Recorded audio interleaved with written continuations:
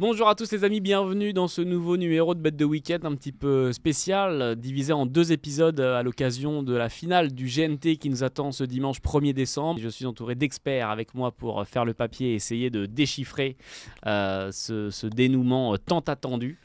Écoutez, je ne vais pas perdre plus de temps, je vais présenter ceux qui sont avec moi, avec à ma droite pour commencer l'homme de terrain qui a fait chacune de ces étapes, qui pourra peut-être nous donner quelques bruits de couloir, quelques confidences. C'est monsieur Anthony Roy. Comment ça va, Anto? Ça va très bien, salut Elliot, salut à tous. On va revenir vers toi dans quelques instants pour avoir ton papier et avoir toutes les infos que tu as pu recueillir depuis ces premières étapes. Face à toi, deux experts de qualité, dont un qui est plébiscité dans les commentaires YouTube à chaque fois. C'est quand est-ce que vous le ramenez? C'était le meilleur pronostiqueur, vous lui avez coupé l'herbe sous le pied. Donc il arrive avec gros de pression. C'est Dylan Venet accompagné d'Alexis Grima. Comment ça va, messieurs? Moi, ça va très bien. Avec cette finale du Grand National du Trot, on va se régaler. C'est clair, moi aussi ça va bien, Elliot. Bonjour à tous, messieurs. C'est lequel des deux qui a réclamé? Tu nous as pas dit, Elliot. C'est Dylan, c'est Dylan. Ah oui, faut bien préciser. C'est Dylan, mais j'en ai pas fait trop. Peut-être qu'après cette émission, ça va être Alexis sur un malentendu. Je suis en mes formes totales. Je suis en mes formes totales, que tout le monde le sache. Messieurs, on rentre dans le vif du sujet. Finale du Grand National du Trot. Ce sera ce dimanche 1er décembre à Vincennes, départ 15h15. Vous commencez à en avoir l'habitude avec les horaires Quintet Plus. Groupe 2, cette finale.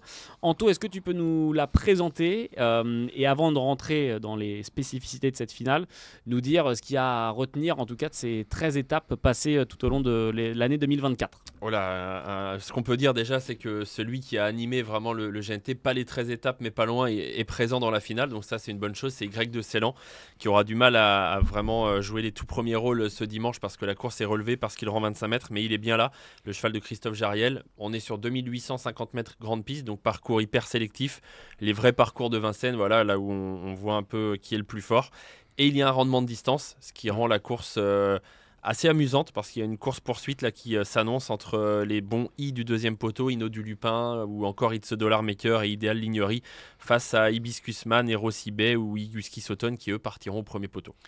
Information importante à noter, c'est tombé ce matin, c'est le forfait d'Ibiki de Well qui aurait été à la lutte pour gagner le classement final de ce Grand National du Trot, qui a fait donc non partant, et donc Y de Ceylan, en tout cas tu as pu suivre tout au long de ces étapes, a d'ores et déjà gagné le circuit 2024. Ouais, c'est archi mérité, franchement, moi je suis très content pour lui, pour son entourage. Alors Y de Ceylan, c'est un tout petit cheval, tu le disais Elliot, moi j'ai été sur pas mal d'étapes et c'est assez frappant, c'est vraiment un tout petit cheval. Mais il a un cœur énorme, il a une grosse pointe de vitesse, il est maniable.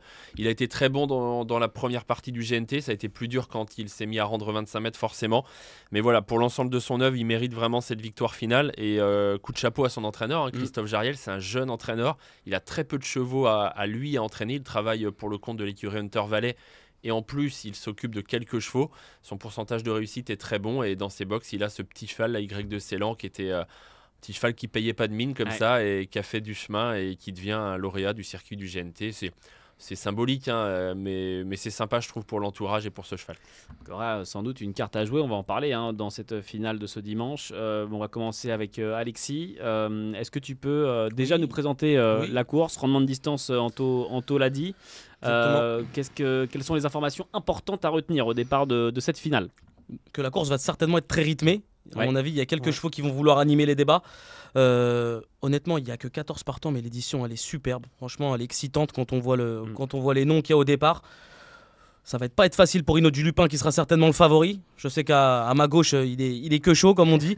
Il est que chaud d'Inno du Lupin. Très confiant. Mais au chrono, ça va vraiment pas être une tâche facile, parce que quand on voit qu'un Hibiscus Man, il reste sur deux succès déférés des 4 pieds sur les 2007, il a marché 11-9, 11-7. Voilà, s'il réédite une telle performance, il va falloir que Inno du Lupin aille très vite derrière. Hibiscus Man qui était drivé par Romain Larue, qui avait été ensuite confié à Eric Raffin et qui là va découvrir la drive de Jean-Michel Bazir qui va voilà.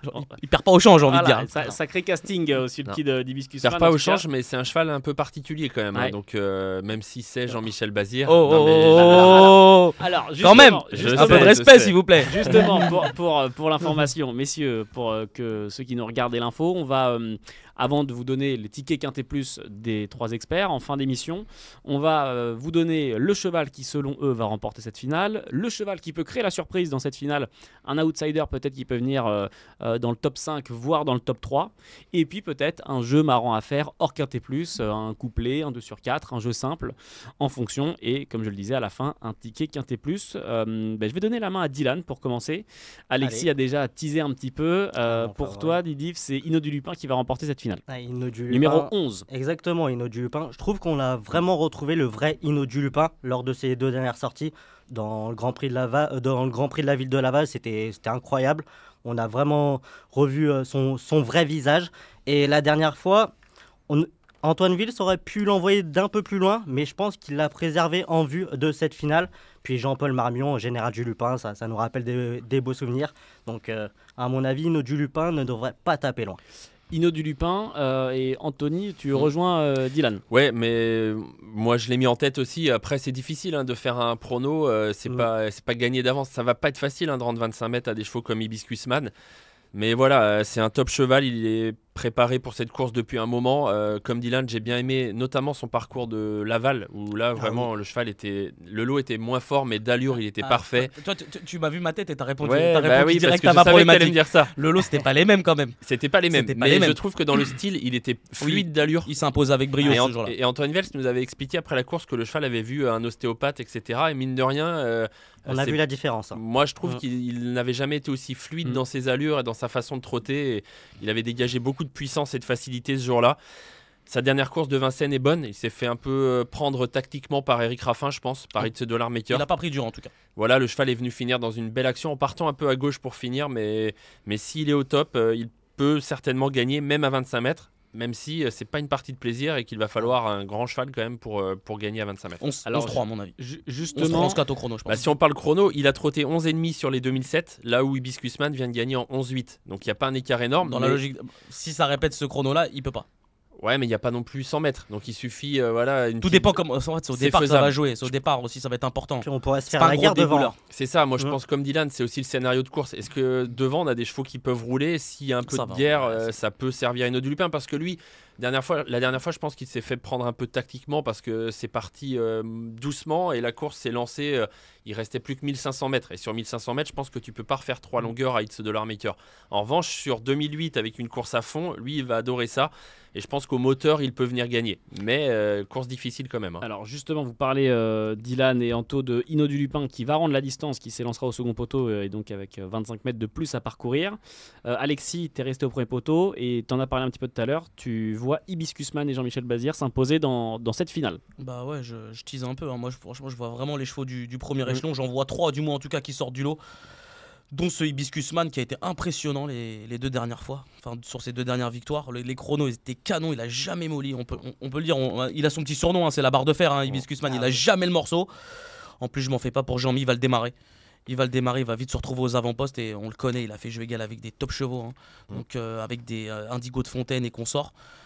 Moi je pense qu'il va pas être loin. Je pense qu'il va vraiment pas être loin. Il peut gagner. Je pense qu'il va vraiment pas être loin.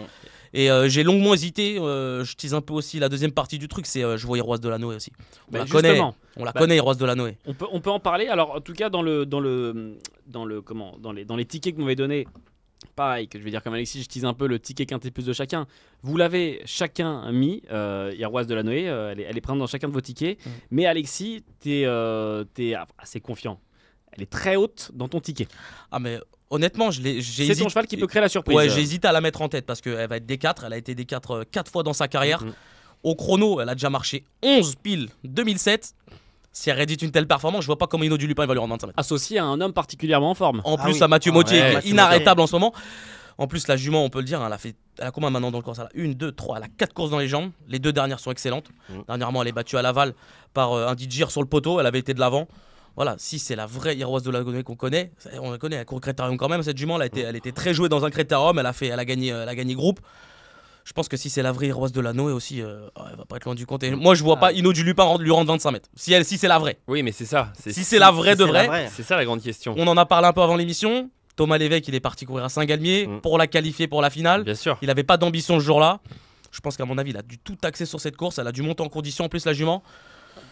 des 4, si elle réédite son chrono de 11 2007 Ouais, grande c'est piste, sûr. là c'est 2008. Mais C'est un coup de poker en fait. C'est un coup de poker. Pour moi, si c'est la grande Iroise de l'année, Ino du Lupin, il remporte 25 mètres. C'est possible. Vous l'avez donc compris, hein, c'est Alexis est assez chaud dessus. Je spoil du coup, Alexis, la suite. C'est ton jeu marrant justement à faire. Carrément. quintet, En plus, ça serait de faire un jeu simple. je pense pas qu'elle sera favorite. Hein. C'est difficile un peu Ouais, c'est vrai. de faire une estimation sur les cotes parce qu'il y a Exactement. plein de chevaux qui vont prendre de l'argent. On va en parler. Il y a Rossi aussi qui reste que sur des barres.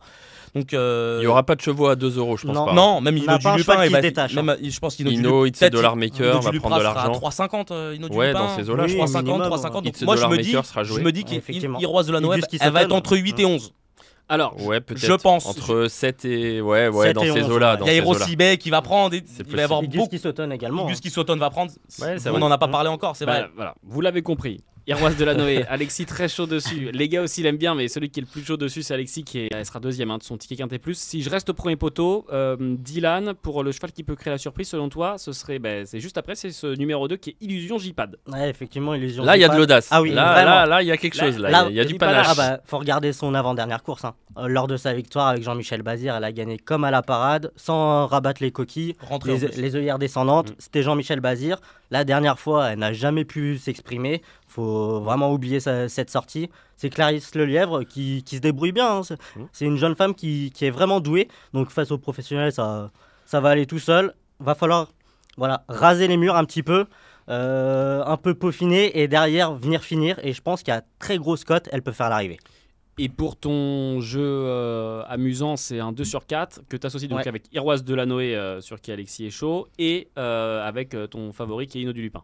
Et avec Illusion J-Pad, je trouve qu'un 2 sur 4, on peut le toucher plusieurs fois, en 3. Donc je pense que ça peut être très intéressant. À 9 euros, c'est tellement une course ouverte, tellement une édition indécise, que je pense que ça peut rapporter un petit pot de cote. As de 11 pour le 2 sur 4 de Dylan. Anto, on retourne au second poteau avec toi pour ton outsider séduisant dans ce quintet avec le 14 idéal Lignerie. Ouais, c'est pas évident, je trouve, de sortir un outsider parce qu'il y a beaucoup de chevaux qui ont Ouais. une chance. Donc, trouver un truc qui sort de l'ordinaire, c'est pas évident. Je trouve que c'est pas idiot, le Illusion J-Pad de Dylan. C'est un peu la dinguerie de la course, quoi. C'est pour Ouais. vraiment mettre Oui, celui que C'est un peu, personne n'a mis c'est dans un son peu la ticket. dinguerie de la course. Ouais. Mais c'est pas une non-chance. Il va y avoir donc, 50. Voilà, c'est ça. Même plus. C'est dur, Si ce n'est mais c'est amusant. On en a tout toujours cas. un outsider dans ces courses-là. donc, Dans les quintés, souvent, il y en a un qu'on n'a pas Ah vu oui, venir. c'est Donc, ça. pourquoi pas, parce que c'est une bonne jument, Illusion Et dans J-Pad. le GNT, souvent. Ouais, Oui. c'est vrai. Illusion J-Pad, le seul truc, c'est que je la préfère un poil sur les parcours de vitesse. Je suis d'accord avec toi. Voilà. Et Mais après, mis- ça j'ai va mis être une tellement petite réserve. rythmé. Et puis Est-ce le. que Jean-Michel, il a choisi vraiment Hibiscusman ou là c'est Oh. Pascal Lelève qui a fait plaisir à Clarisse? Ouais, mais au-delà du choix, Parce que, On le rappelle. c'est logique qu'il drive Hibiscusman. oui. Je veux dire, s'il a choisi, c'est le normal qu'il choisisse. S'il a choisi, C'est Hibiscusman. normal. Et en oui, plus, c'est je pense. normal. Et puis, il est possible que Pascal Lelièvre ait Il fait demandé plaisir à à sa Clarisse. fille assez Ouais. vite de driver cette jument. hein. Et on Belle rappelle récompense que pour la belle année. On disait que Hibiscusman avait été mené ces derniers temps par Eric Raffin. S'il y avait eu même s'il y avait eu Ibi Kidwell, à qui aussi Eric Raffin est associé, Eric Raffin était annoncé sur It's a Dollar Maker, Ouais. sur qui il sera en plus. Ouais, et que j'ai mis moi haut. C'est là où tu vas en venir, je pense, Elliot. Bien Ah vu. bah, parce la que transition. c'est vrai. Il a Bah, bossé un peu avant l'émission. Bravo. Non, mais c'est le cheval dont on n'a pas encore parlé qui a une première chance, qui peut gagner cette finale Ce du sera l'un GNT. des favoris. Ce sera l'un des favoris, c'est sûr. Il vient de battre Ino du Lupin. Il est meilleur que jamais, je trouve, parce qu'il a pris un peu de vitesse, mine de rien. C'est ce qui lui manque cruellement. C'est un cheval qui a beaucoup de fond, beaucoup de tenue, mais qui manque un peu de speed, de changement de vitesse. Donc c'est pour ça qu'il gagne souvent en allant devant. Parce que quand il va devant, il épuise un peu les autres au train, alors que sur une pointe, il est moins bon que les autres. On parlait de chrono, Alexis, tout à l'heure. On parlait des 11-8 dernièrement de Hibiscusman. Dans le critérium des 5 ans, It's a Dollar Maker était 3ème en 11-8, mais sur 3000 mètres grande piste. Donc au chrono, ça colle. Ah, ça passe. Et d'ailleurs, dans ce critérium des 5 ans, je trouve que c'est amusant. Il était 3ème. On avait à l'arrivée Y de Ceylan qui était 6ème. Il y avait Ibi Kidwell qui était 5ème. Il y avait Idéal Lignerie qui était 4ème. Donc c'était le mieux placé des I, on va dire. Ouais. Et c'est quand même significatif. Donc voilà, première chance. Eric Raffin au sulky, avec son sulky américain certainement. Il va courir certainement différemment de la dernière fois parce qu'il ne pourra pas venir en tête aussitôt. Et s'il vient en tête, il va se frotter forcément à un moment ou à un autre à d'autres chevaux qui veulent aller de l'avant comme Hibiscusman. Donc ça peut être une vraie bagarre. Mais avec un bon déroulement de course, je pense qu'il fait partie des 3-4 postulants. Enfin des 3. Moi j'en ai 3 vraiment que je ressors. Donc pour moi, il fait partie des 3 postulants à la victoire. Il Le est couplet capable est- de venir de l'arrière. Dans le prix Bold Eagle, Je il suis avait d'accord. fait la faute, mais il faut que ça soit rythmé. Exactement. S'il y a du rythme, il n'y a pas de problème, il peut attendre. C'est juste qu'il faut que ça roule parce que lui, c'est pas sur une pointe qu'il va gagner, donc faut que ça fonce. Et dans ce cas-là, il peut attendre et je pense que ça va rouler dans ce GNT. Pour moi, 25 mètres entre ces deux-là, ça va jouer un montant en fait. En gros, qui va ramener l'un qui va ramener l'autre est-ce que c'est Ino du Lupin qui va ramener Itzo de la Maker ou c'est Itzo de la Maker qui va ramener Ino? Est-ce qu'il y en aura un autre? Et après, imagine entre guillemets, il y a une non-chance. Entre guillemets, une seconde chance ou une non-chance qui tente de ramener le wagon 3. Alors là, la course, elle est morte pour Ouais, mais déjà, il n'y a pas beaucoup de non-chance. Ouais, et ceux qui ont le moins de chance ne viendront pas à 3 le nez au vent. Enfin, je crois pas. On sait jamais. Mais moi, je pense qu'à un moment, le wagon, il va venir et Ino du Lupin et Itzo de la Maker, ils vont tenter un truc. Honnêtement, moi, je l'ai pas pris. Pas du tout. Alors justement, on va non, en tu parler. l'as pas sorti ton ticket de quinté. On va y venir. Le couplet gagnant du coup d'Anto, je l'ai mis loin. Le jeu marrant qui peut être sympa à faire. Hors quinté pour Anthony 6, 11 et 13. Donc respectivement Hibiscus-Man, Ino du Lupin et il n'y a pas d'invention. Maker. Il y a pas d'invention, mais ce sont vraiment mes 3 chevaux de la course et je pense qu'en couplet gagnant, voilà, on doit toucher le couplet gagnant avec ces 3 là. Qu'on soit clair, en vrai, la course elle est super intéressante, mais elle est pas entre guillemets à jouer, elle est pas. C'est difficile d'amener quelque chose de nouveau, de différent. À part mais il y aura de la cote. Mais même si, tu vois, là j'ai fait couplet 6, 11, 13, donc des favoris, Hibiscus-Man, Ino du Lupin, Itzo de la Maker, et même si ce sont des favoris, ils seront pas vilains les rapports, hein, même parce qu'il y a tellement de possibilités. Comme il y a plein de. Dans un quintet, il y aura beaucoup d'enjeux, donc même avec des favoris, vous pouvez toucher un peu d'argent quand même. Messieurs, il est l'heure de découvrir vos tickets Quintet Plus avec des surprises. La première étant un cheval dont on n'a pas du tout parlé pour l'instant. Enfin, on a évoqué son nom, mais on n'est pas en train de vivre du sujet. C'est Hibiscus-Automne qui va être associé à Mathieu Abrivard. Vous allez voir, il y a un ticket dans lequel il n'est pas. Voilà, je vous le dis d'entrée. Et il y a des tickets. À ton avis. Et dans les autres tickets, il est assez loin. On va en savoir plus dans quelques instants. On n'a même pas on n'a pas parlé non plus des Rossibet par exemple. Il méritait qu'on parle un quart d'heure de lui. En découvrant vos tickets, vous allez pouvoir revenir en 2-3 mots sur des chevaux, soit que vous n'avez pas sélectionnés, soit que vous avez pris et dont on n'a pas eu le temps de trop parler. Je donne la main à Dylan pour commencer. Didi, on t'écoute pour ton ticket Quintet Plus combiné en 6 chevaux. Le classique. Hein. Oui. Le classique. Bon, vous l'avez compris, mon favori, c'est Ino du Lupin, le numéro 11.